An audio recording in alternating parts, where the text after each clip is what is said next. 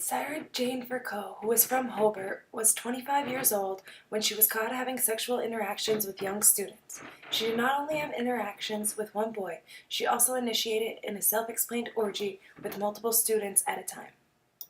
Sarah worked at the nearby Rose Bay High School in Tasmania, Australia, where she was a science teacher. Sarah was married at the time, but did not have any kids of her own.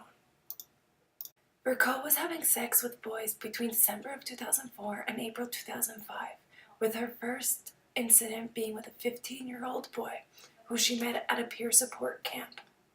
After that 15-year-old boy broke it off, Vercoe was not done.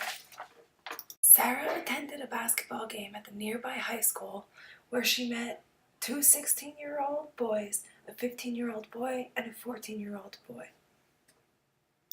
Sarah brought home these young students while her husband was not home and initiated in an orgy. Sarah Jane Vercoe was caught and arrested. She pleaded guilty of 11 counts of having sex with boys under the age of 17 and 4 counts of indecent assault. Vercoe was sentenced to 4 years in jail with 18 months suspended, and she was also eligible for parole after 2 years. Sarah Jane Vercoe was stripped of her teaching degree and also got divorced.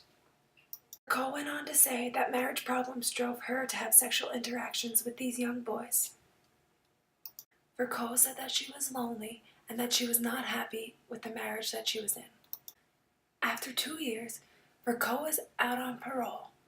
She is currently free, but still cannot teach.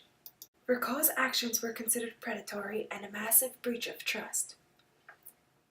She used working with young students and working at a school to her advantage in order to get with young boys. Vercoe was supposed to be one of the people these students' parents and also the school board could trust, since she was working in the school that they were a part of. Vercoe stayed in the same age group, with having interactions with students from the ages of 14 and 16.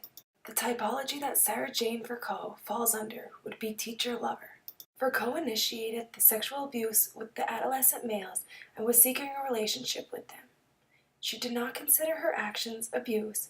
She wanted a relationship with these young boys, and she cared for them since they were her students. Vercoe would also fall under the typology of heterosexual nurturer. She was in the caretaking role to the victim when they were in her class at school. She also falls under the typology because she victimized male students. Part of this typology is that one does not think they are harming their victim, and they actually are.